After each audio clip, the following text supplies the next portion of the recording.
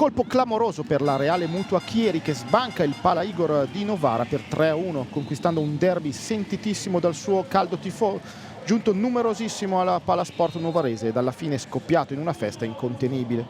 La Igor ha sicuramente pagato le fatiche della lunga trasferta in Cina per il mondiale per club, ma ha anche denunciato limiti già manifestati nelle ultime giornate di campionato.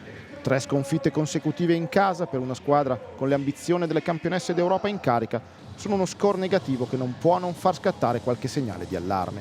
Anche perché il tempo per ricaricare le pile, sia sul piano fisico che mentale, non ci saranno, con un calendario che tra campionato e Champions non concederà tregua alle ragazze di Barbolini, sino a Santo Stefano.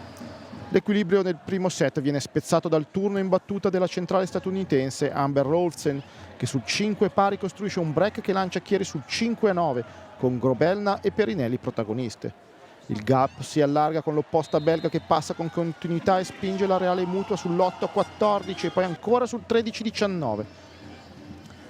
Barbolini prova a scuotere una Igor che trova migliore equilibrio con l'inserimento di Di Giulio per Brakocevic. Vassileva diventa il terminale principale di Novara, che risale sino al 18-20, ma il finale è ancora tutto di Chieri, con Perinelli e Guerra che firmano il 25-22. Novara prova a reagire in avvio di secondo set con 3 muri vincenti nel 4-1 iniziale. Chieri perde un po' di efficacia con il servizio e con palla più in mano Enco, che riesce a coinvolgere maggiormente i suoi centrali. La Igor risale sul 15-9 prima di incappare in un passaggio a vuoto che rischia di riaprire il parziale. Chieri si riavvicina a -2, 16-14, complici gli errori di Vassileva e Chirichella. Proprio la capitana di Novara però rimette in moto le padrone di casa, che danno un'altra spallata, salgono sul 20-16 prima di chiudere 25-19 con una grande Arrighetti protagonista.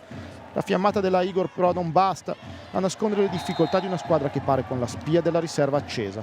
Poche energie fisiche e nervose e conseguentemente poca attenzione nei dettagli, quelli che fanno la differenza a favore di Chieri, che invece spinge forte con il servizio e scappa via subito sul 2-7 per poi dilagare sino al 17-8 fino a chiudere 20-25 nonostante 4 set point annullati dalla Igor. Nel quarto set Barbolini lascia in panchina Brakocevic e conferma Di Giulio, ma è sempre una Igor con il fiato corto che deve inseguire la Reale Mutua, che guida con Grobelna e Perinelli sino al 15-17.